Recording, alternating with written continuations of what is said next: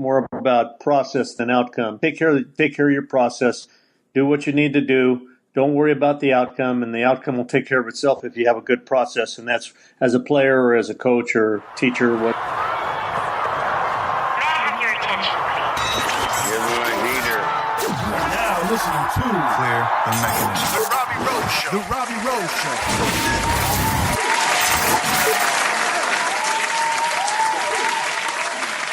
Yo, what do you guys got on that new introduction? Let's go.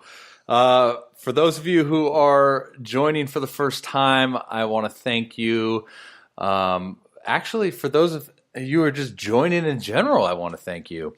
But specifically, those of you who are finding this podcast for the very first time, I would encourage you and appreciate you if you go ahead and hit that subscribe button.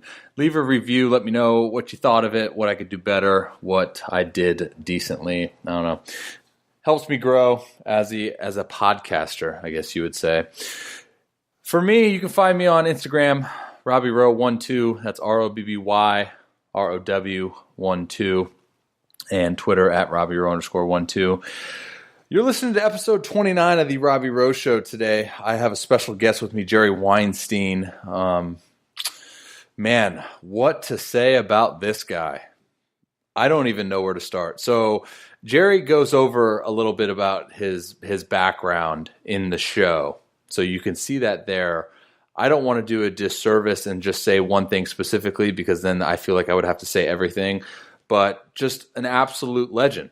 He's a legend. He's a baseball legend. And you'll hear more about him in the show. So I'll try not to talk too much here in the introduction.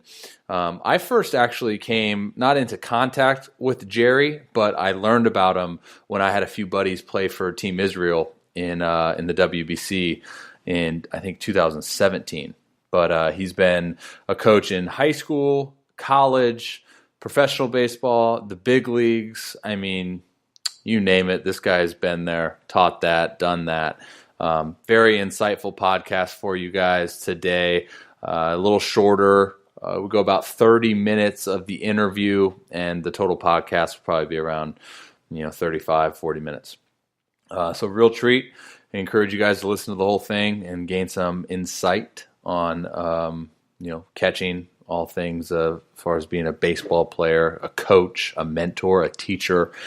Jerry's got some tips for each and every one of us. So you can find Jerry on his website at WeinsteinBaseball.com, WEINSTEIN baseball.com. I will link all of that into the show notes of this episode. You can also find him on Twitter, where I came into contact with him, at JWonCatching, JWON, and then Catching. And then he's also on Instagram at JWBBSLO.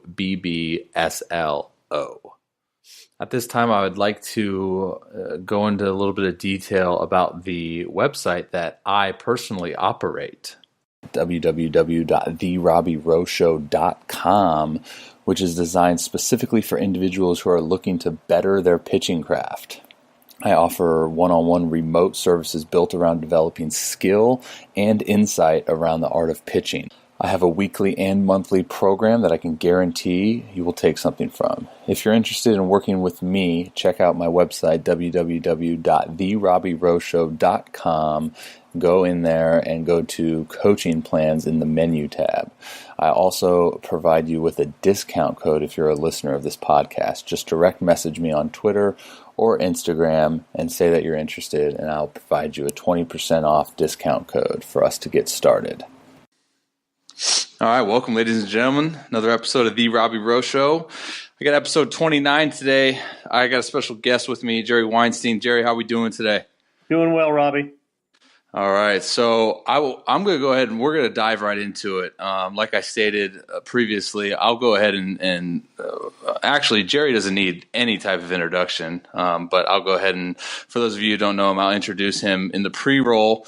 But Jerry, I want to get started, dive right into it. When, if you can, take us back to when it all kind of started. The love for the game. When did that kind of become a reality for you? Well, day one playing Little League as an 8-year-old, obviously kids in those days, we spent a lot of time on the playground playing whatever sport was in season, but I loved playing baseball. I like playing. I like to be active, and whatever I was doing, I liked. But I really, really enjoyed baseball. Yeah, that's something that's kind of leaving society these days, huh? Well, I was very fortunate to have a real, and it sounds weird, but I had an outstanding Little League coach, a guy named Murray Burke, had just gotten back from Korean War, and he's an ex-pro player, and he was really serious about teaching the game and playing the game right and competing, and so I got a really good foundation for the game from day one as an 8-year-old. Yeah, and that definitely carried over probably to characteristic traits too. So some things definitely bigger than the game itself. So you went and played, if I'm getting this correct, you played at UCLA, right? I did. I didn't play a lot, and I was played more as a senior, obviously, but I was on the team at UCLA, and I was not a good player. And I knew that, and I knew that I really loved the game and wanted to stay involved, and so I was always, one eye on playing and the other eye on eventually coaching. Yeah. So if you can take us back to that moment, like when did you realize, okay, maybe I'm not good enough to play this game, but when did you really find that passion for coaching?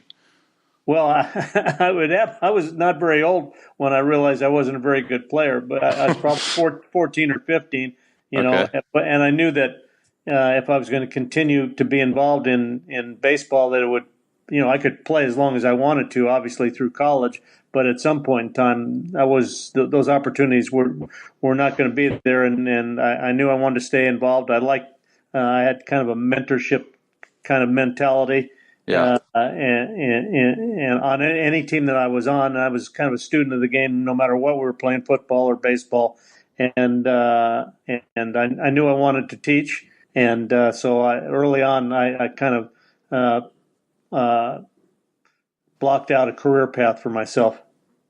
So what does that career path look like? I mean, I'm assuming you played all 4 years at UCLA, and then as soon as you graduated, did you just dive right into the coaching aspect? Well, right as soon as I graduated, I graduated in 4 years, and after my senior year, I was able to coach the freshman team at UCLA while I was working on my teaching credential and starting my master's.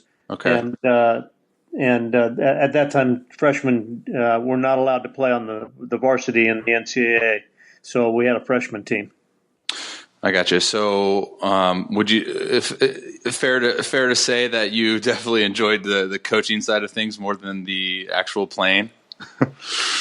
I think probably helped. I think the idea of being a good teammate for me was really trying to make people better that I was playing with, and I think that lends itself. That's a nice transition into coaching, where that's what you're trying to do, right? Of building skills of others. Okay, so you start off. You got a freshman job at UCLA. So how many years did it take you to take over a program to be the head guy? Well, after I graduated from when I got my teaching credential, I went to a school, Pioneer High School, and I was the assistant baseball coach there, and I coached football as well, taught history and PE, and then I went back to UCLA and finished up on my master's and coached the freshman team again, and then I went to Santa Monica High School. I was the head coach at Santa Monica High School for 3 years, the assistant coach at LA Valley College for 3 years, head coach at Sacramento City College for like 23 and a half years. Out a year out of the University of Miami as the assistant.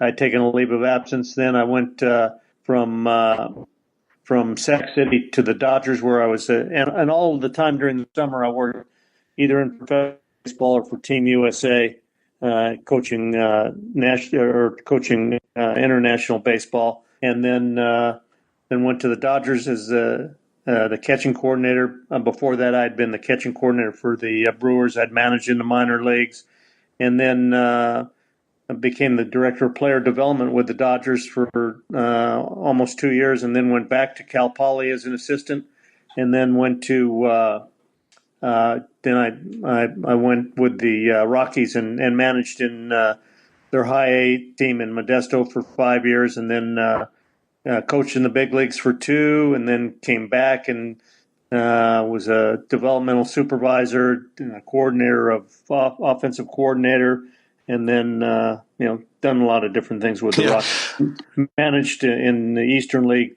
last year, and then this year I was up in the Cape and still work for the Rockies and in scouting and player development. So, that's a quick synopsis. And along the way, I had a chance to coach 2 Olympic teams, USA Pan Am team in '87, and then national team in '95, and then managed for the Cubs and for Montreal, and I did the WBC this year for Team Israel. Yeah. That's shoot, man. Is there anything you haven't done in the baseball world? Well, I haven't managed in the big leagues. That's the next on the checklist. I think that boat has sailed. well, at least you're honest. So I'm genuinely curious on how this actually, as far as like the coaching thing, and I know baseball is a job of who you know and the connections you establish along that journey. So how do you? I know you're bouncing from high school to college to professional ranks. Is that just all based on connections for you, like knowing some guy that can get you a job there? I think yes, to a certain degree, but your entree is by being good where you are, and not worrying about where you want to go, and you got to be good where your feet are, and the best example of how good you are is how good your players are, and because this is a development business, and so you got to improve players. You got to put them in positions where they can have success, and where other people take note of the work you're doing. It's not so much doing a lot of networking and stuff like that. It's you just got to take care of the job you're at and do the best job you can. And if you do that, people will notice, and then eventually you build a resume of supporters out there because of the work that you've done to build that resume of supporters. Yeah, it's really like the playing side of things too, right? I mean, we get so caught up in outside circumstances a lot of the times when in reality it's focus on yourself, focus on your growth, and good things will happen, right? If you kind of focus on those things. Well, to me, it's more about process than outcome. Take care of your process. Do what you need to do. Don't worry about the outcome, and the outcome will take care of itself if you have a good process, and that's as a player or as a coach or teacher or whatever. Yeah, no, definitely. I mean, I couldn't agree more. It's kind of the same, both player and coaching side. So I want to dive into your catching background. Obviously, with being in the professional ranks as a catching guy, is there a specific thing you prefer as far as working with athletes or working with catchers like one-on-one, or do you like managing a team? What does that dynamic look like? Well, I mean, whether you manage a team or you're a coordinator working with just a positional group, you're always working one. The best work is always generally in a one-on-one, unless it's a team drill that you're doing. But the thing that you learn to understand is that there's not one way to do things. It's all about the individual, adapting to the individual differences of the player or the person or the student or whatever it happens to be. That there are no always or nevers in this game, and you have to find out what works with each player, because there's not one way to do anything. There's a long option line to do things, and you got to find out based on that person's personality and their physical capabilities what's the best way for them to perform. Yeah, I mean that speaks volumes upon you, right, as someone who can kind of identify those specific things that an athlete needs to work on. And then, from your past experiences, seeing things that maybe work for someone else, and then maybe applying that. And at that point, is it really like a kind of guess and check game for those athletes, like saying, "Hey, let's do this, see if that works," and then if it doesn't, scrap it, and move on to the next thing?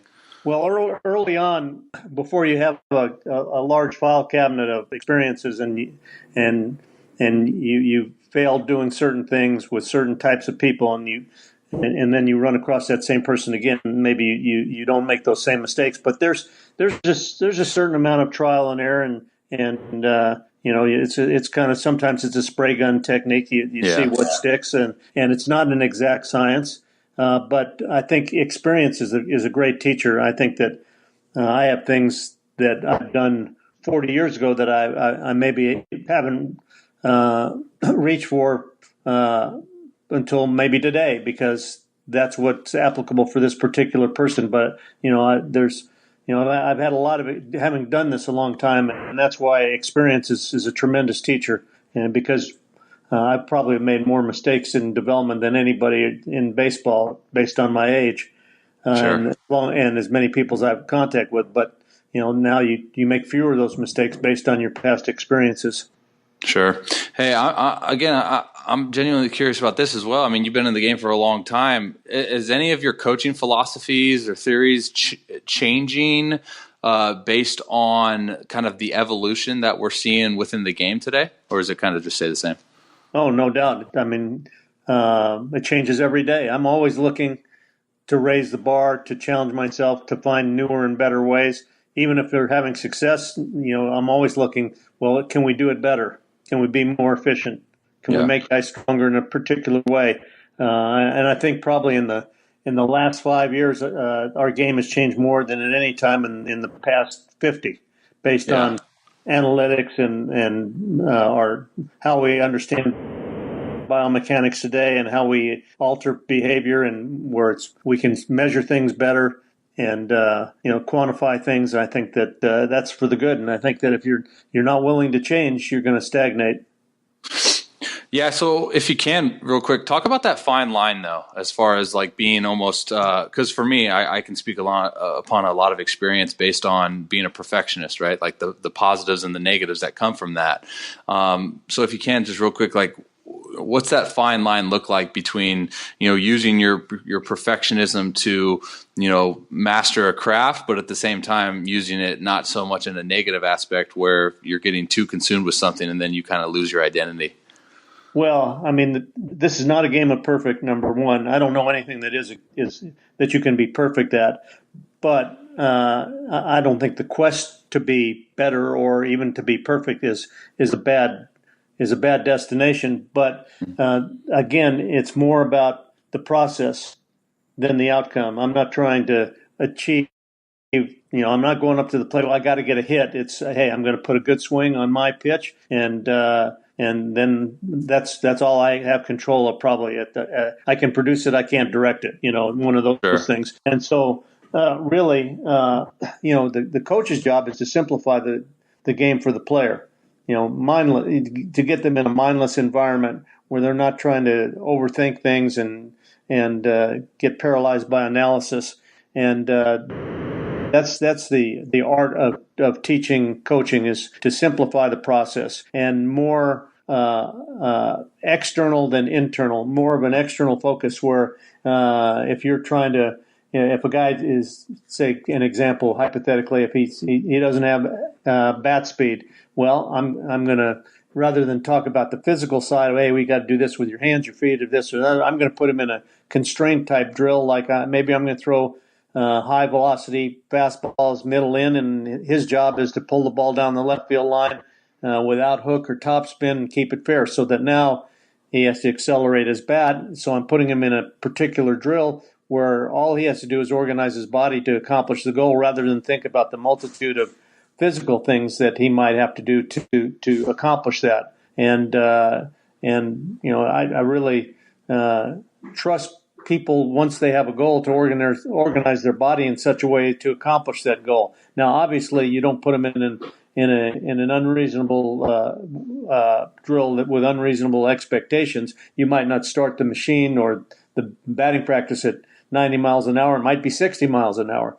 But once they learn how to do that, then you continually raise the bar and increase the speed, because in baseball, or any sport for that matter, at every level the game is faster and the people are stronger. Yeah. And so you're continually trying to match up with the speed of the game. Yeah, and I think that just piggybacking off that a little bit is like the body's like very adaptable, right? I mean, if you just rely on your natural athleticism, because I mean, everyone that steps on a field in professional baseball is a really good athlete, and I think just by putting them in athletic, demanding situations, the body definitely adapts to that. So, speaking of athleticism, I want to dive into a little bit of the catching background. So. I know I get asked a lot of questions. My dad caught in the big leagues for a little bit, and I have a little bit of background as far as how to answer these types of questions that I get. But I know there's a lot of heat out there about college coaches calling a game, and not having the pitcher shake or not having the catcher call his own game. Now, is that something that you do, or do you like having your catchers call their own games? Well, I'm now, and our catchers call their own game, but I'm not opposed to those coaches calling the game. No catcher just gets a signal from the coach and puts a finger down without thinking, hey, this is good or this is bad. And the same thing should be true of the pitcher. Every pitcher should have a right to shake to the pitch he wants to throw, because there's no one right pitch. The so-called wrong pitch thrown with confidence is better than the right pitch so-called right pitch thrown with doubt. But you're learning a system, and I think that you're as a catcher, if you're going to be a player, you're not just mindlessly following directions. You're thinking, okay, hey, this guy really likes to do this in this situation. I don't think I'd do that when I'm in this situation again. I think this is a better option for me. And then if you're in a good environment where you can have discussions with the coach and ultimately become a bigger part of that process, where there's a greater trust level. I think every college coach would love to have their catcher be able to call ball games. It's just that it takes time to develop that. They don't have the time, and then the trust level is not high enough to allow that to happen. But I think that's important in professional baseball, but I don't think that we're crippling guys by calling pitches, as long as the guy's involved in the process. And I think that's one of the big things, that after the game, that if you're calling pitches, you have an obligation to sit down with that catcher and explain why you called a particular pitch in a particular situation, get his input, and have legitimate discourse relative to the thinking going on in that game management aspect. But I think that early on, I think that we spend a lot of time in professional baseball talking about pitch calling and so on and so forth. And ultimately, it's not so much the pitch that's called, it's the execution of the pitch that determines the outcome. And I think too often we do a lot of finger pointing at pitchers, catchers, whoever, that, why'd you call that pitch, or blah, blah, blah. And, the reality is that 9 out of 10 times it's not necessarily that pitch, it's the quality of the pitch, which gets down to location more than anything else. Yeah, it's the scapegoat, right? Yeah, catchers have a target on their back. Yeah, they're a convenient target. Yeah. Well, remember now, you're talking to a pitcher, so I mean, don't blow my cover here. Well, ultimately, to me, when we put down a pitch, it's a suggestion, and it's your job to figure out what you want to throw in that situation. And pitch calling is basically, it's really simple. You just call to the strengths of your pitchers. Now, obviously, the situation does weigh in sometimes. But the most important thing is that the pitcher throws pitches to his strengths and pitches to the things that he has confidence in doing.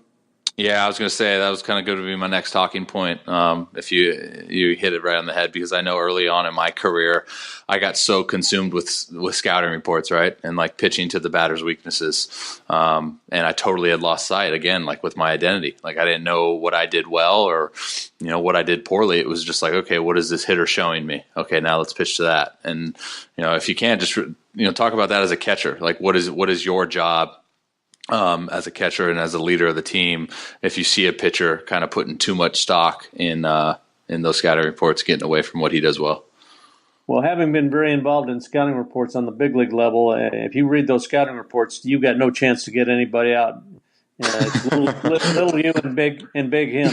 Sure. They write everybody up like he's Babe Ruth, and you end up having to be a perfect pitcher. Well, you don't have to be a perfect pitcher because, number one, 68% of all fairly hit balls in the big leagues are outs. So contact is a good thing. And there's no one pitch, and you don't have to be a perfect pitcher. But, again, even if you take an Albert Pujols, who's probably the greatest fastball hitter of this generation, 50% of his outs are on fastballs. Mm-hmm. And the deal is you throw him fastballs because we know he'll swing at it within his swing zone and outside of his solid contact zone. And then a lot of successful big league pitchers, they don't look at video and they don't look at scouting reports and they don't read scouting reports. They just pitched to their strengths, and on a particular day, their strengths may vary. One day it might be the cutter, the other day it might be the slider, one day it might be the two-seamer, the other day the four-seamer, and sometimes they just never know till they get out there because that's just the nature of the beast. And really, if you're going to get beat with what you're doing well. Obviously, we'd like to go strength against weakness, but if my strength is a low fastball and the hitter's strength is a low fastball, well, I'm going to throw my low fastball, and 68% of the time, if I locate it, we're going to get him out. And, again, within his swing zone and outside his solid contact zone. Yeah, I'll tell you what, man, my career drastically changed when I kind of stopped doing, I stopped putting so much stock in the hitter. And I made a complete conscious effort to not even pay attention to that and just focus on me, right? It goes back to controlling your controllables and doing the things that you need to do to be the best version of yourself. So segueing to, I want to talk, I know this has been a big subject. It's not like a new stat or anything, but pitch presentation. Obviously it's, you call it framing, sticking it, whatever you want to name it. It's been around for years. Now, is there something specific, you teach your guys when how to be good at that? Yeah, that's the number one skill right now that's going to impact the game as far as a catcher's concerned. How well you receive the ball. I think I used the term framing maybe 40 years ago. I don't know if I was the first guy, but I know that I've been talking about that for a long time. But the thing for me, and if you just watch enough catching, number one, the closer they catch the ball to the plate, the more of a strike it is. And so I'm a big believer in catching the ball up to the plate, not aggressively punching at the ball, but catching the ball extended up to the plate. And what we're seeing now is, especially with StatCast, where the umpires are, they're trying to call strikes regardless of how you catch the ball or how you don't catch the ball, because they're being evaluated based on not, you called this strike a ball, but the catcher did a lousy job. You get graded down for that. Or you call even worse, you call a ball a strike. That's even worse, even if the catcher does a great job. But the reality is, when they start looking at the metrics and the separators between catchers, that they're finding that probably in most big league games are somewhere between 18 and 36 balls, which could be a strike, could be a ball, pitches on the corner, fastballs at the belt or just above, and breaking balls at the belt and hollow of the knees or slightly below, breaking balls above and fastballs at the hollow of the knees. And how that guy catches the ball is going to determine whether it's called a ball or a strike, even though the umpires are supposed to be calling pitches based on what they see at the front edge of the plate, because more strikes are called when the ball crosses the strike zone at the front edge of the plate than if it becomes a strike later in the zone, like a backdoor breaking ball that catches the back corner of the plate or something like that. But that catching the ball up to the plate, catching the ball firm, beating the ball to the spot, being low, not having a lot of movement are all factors in more of those balls being called strikes. The average guy gets about 50% of them, and then the guys that are better get as much as get a higher percentage, above 50%. And it really does change the at bat. It over the course of a game or a course of a season, it probably the better guys save 30 to 35 runs, and 35 runs is about 3 major league wins, maybe a little bit more. And that's worth about $15 million. So the value of those wins are critical, and the value of those, because a game is decided by 3 or 4 pitches, and it might be just the simple fact of going from 2-1 to 2-2 as opposed to 2-1 to 3-1 because you got a pitch that was a ball called a strike instead of a ball. With the bases loaded, changes the whole at bat around, and that at bat might change the whole ball game around, and that ball game may change your whole season. It's that old for lack of a nail, there was no boot. And, that old story, that butterfly effect, the butterfly flapping his wings in Southeast Asia causes the hurricane in South Florida. They're very subtle, and it's very subtle. The normal fan doesn't see it, but the analytic guys, they know the guys that get more strikes. Now, there are a lot of other factors that come into play here. The pitcher factors in. If he's around the plate, if his misses are small, if he's consistent, the catcher comes into play based on his relationship with the umpire. That becomes a factor. The hitter comes into play because, if he's short, he has a smaller strike zone, or a lot of things. But those four things. But the pitcher and the catcher are the two biggest factors, and then the umpire becomes the next one. And so the catcher impacts both the pitcher and the umpire on a daily basis, on a per pitch basis. So very critical. So we spend a lot of time on catching the ball, receiving the ball, presenting the ball, whatever you want to call it, and catching the ball firmly in the top of the glove, somewhere in between the index and middle finger and the thumb, where you can control the ball and the ball doesn't move your glove, or the ball hits in your glove and doesn't rattle around, where you can secure that ball. But a lot of issues in that, but it's a very much of a learned skill, and it takes time.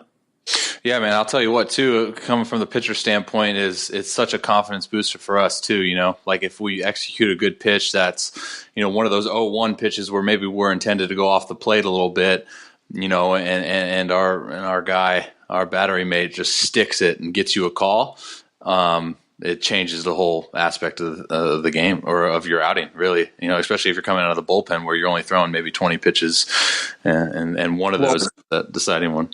One of the things and when you use the term stick it, where I talk to guys about, you need to be careful about sticking balls that are out of the zone, because I was going to ask you about that. And you're seeing guys subtly moving the ball into the strike zone. The high ball, they're knocking it down. The outside, especially the backhand ball, they're bringing it into the plate. And 10 years ago, if you did that, that's an automatic ball. Before FX and before StatCast, that was a ball, because umpires would say, hey, if your glove is moving when you catch it, that means the ball was out of the strike zone. Now you're seeing more of those pitches that are even balls with or more off the plate being called strikes, and you're seeing guys move that ball into the strike zone. Yeah, it's funny. My dad always used to tell me a story about Sparky Anderson. Sparky, I think it was like in spring training or something, was getting agitated at the umpire because thought like some of the balls that they were calling were strikes. So he told all his catchers to set up right down the middle so he could see from the dugout if they weren't moving their glove. But I want to be respectful of your time, Jerry. In closing, I want to ask a question. Out of all the things you've published, I know this is very vague, but everything you've put out there online, all your content, if you can kind of sum up one big message for my audience, what would that look like? Well, especially if you have a youth audience or coaches that are coaching youth players or younger players, any coaches for that matter, really teach the players how to coach themselves, not be codependent upon you. And as a player, you're responsible for your development. We have somewhat of a transfer of blame generation. We all want to blame the teacher, blame the umpire, blame the field, blame the coach. And ultimately, it's the man in the mirror. You got to figure out what you want, and then you got to figure out how you're going to get it, and not rely on waiting for someone to drop you on top of the mountain. You're going to have to go out there, and there's a lot of good material, a lot of good information. And so there's no reason at all why guys cannot figure things out for themselves. And now if you have a good mentor, a good teacher, a good coach, that certainly facilitates the process. But ultimately, the responsibility is on the individual. Did you just call my generation soft? I didn't say that just goes to show your generation's sensitive. I didn't say soft. You said soft. I said transfer of blame. Oh, yeah. Transfer of blame. I didn't say soft. You're the one that put the label on it. Remember that. Soft and sensitive. I'll say it. I think I've said it before anyways. But, Jerry, man, I appreciate you taking the time out of your day and coming on the show. I'll go ahead and sign you off the air, but appreciate you. You bet, Rob. Thank you. All right, guys. That's another episode of The Robby Row Show. Do me a favor, if you liked the episode, or even if you didn't like it, go ahead and leave me a review on whatever platform you're listening to. Not only does it help me out, with popularity on my show, but it also helps me out as a host of this podcast. Sometimes I don't know if I'm getting better, if I'm getting worse, and I need y'all's opinions. So go ahead and leave a review and let me know what you thought. So again, thank you so much. Appreciate you guys tuning in. Until next time, Robby Rowan, The Robby Row Show. Your boy's out. Later.